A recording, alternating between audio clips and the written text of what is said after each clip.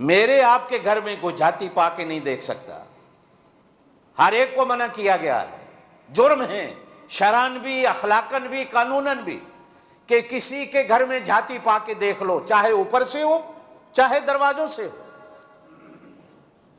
اب تو زمانہ بدل گیا، ایسے 20-30 سال پہلے مکان بنانے والے بھی جب دیوار اونچی ہوتی تھی تو پڑوسیوں کو کہتے تھے پردہ کر لو، مزدور اوپر آ رہا ہے۔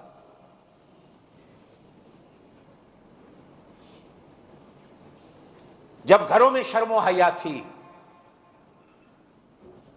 مومن شرم و حیا کو جانتا تھا۔ آج تو ان بے شرم سیاستدانوں نے ہر مسلمان کو بے شرم کر کے رکھ دیا ہے۔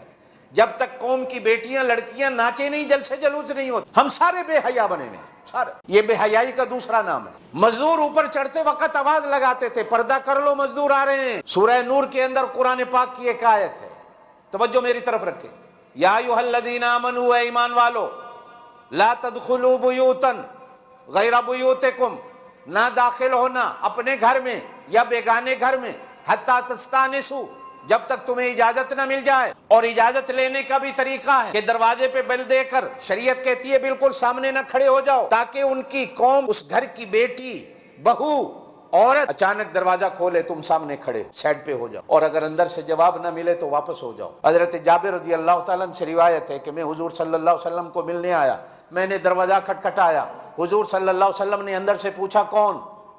میں نے باہر سے کہا میں۔ حضور نے پھر پوچھا کون؟ میں نے کہا میں۔ پھر حضور نے پوچھا کون؟ میں نے کہا میں۔ حضور نے کہا میں کیا ہوتی ہے؟ اپنا نام بتاؤ۔ اس لیے کہ میں سے بات نہیں بنتی، اپنا نام بتاؤ، پورا تعارف کراؤ۔ اب میں نے کہا یا رسول اللہ میں جابر ہوں۔ حضور صلی اللہ علیہ وسلم نے تنبیہ فرمائی کہ کسی کے گھر جا کر یہ میں مت کرنا، اپنے نام بتا کر تعارف کراؤ میں کون۔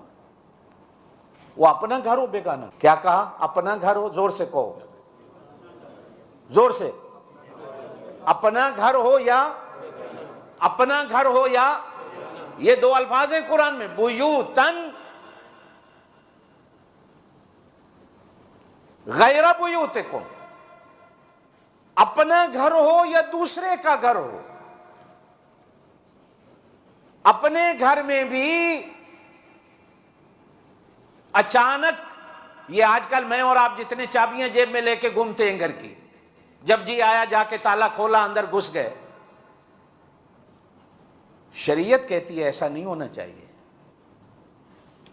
شریعت کہتی ہے ایسا نہیں ہونا چاہیے۔ ہاں چابیاں رکھتے ہو، بچوں کو دیتے ہو، بچیوں کو دیتے ہو تو ان کو تربیت سکھانی ہے کہ تالا لگا کر کھول کر آواز دینا ہے، کہنا ہے السلام علیکم۔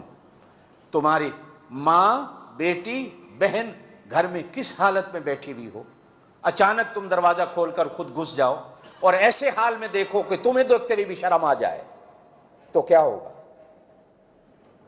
اس کی شرم و حیا کو بھی رکھنا ہے، اپنی شرم و حیا کو بھی رکھنا ہے۔ وَتُسَلِّمُوا عَلَىٰ أَهْلِهَا، اپنا گھر ہو بیگانہ گھر ہو، گھر داخل ہونا ہے پہلی بات اجازت لے کر، دوسری بات وَتُسَلِّمُوا عَلَىٰ أَهْلِهَا، ان کو سلام کہنا، ذَلِكُمْ خَيْرٌ لَكُمْ، یہ تمہارے لیے اچھا ہے، لَعَلَّكُمْ تَذَكَّرُونَ، اگر تم نصیحت حاصل کرنے والے ہو تو اس سے نصیحت لے لو۔ فَإِن لَمْ تَجِدُوا فِيهَا أَحَدًا، اگر اس گھر میں کوئی بھی نہیں، فَلَا تَدْخُلُوهَا، داخل ہونے کی ضرورت ہی نہیں ہے۔ ہاں ایک گھر ایسا ہے جو عام پبلک کا ہے، مسجد ہے، مدرسہ ہے، ہسپتال ہے، پولیس اسٹیشن ہے، ڈی سی کا آفس ہے، فلانے کا آفس ہے، جہاں ہر کوئی آ جا سکتا ہے، وہاں اجازت لینے کی کوئی ضرورت ہے۔ ہاں لیکن اگر آفس کے باہر لکھا ہوا ہے کہ ڈسٹرب نہ کریے تو پھر آپ پوچھ کر جائیے۔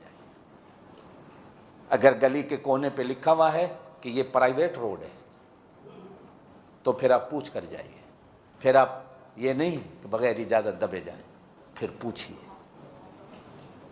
یہ شریعت ہمیں اصول دیتی ہے۔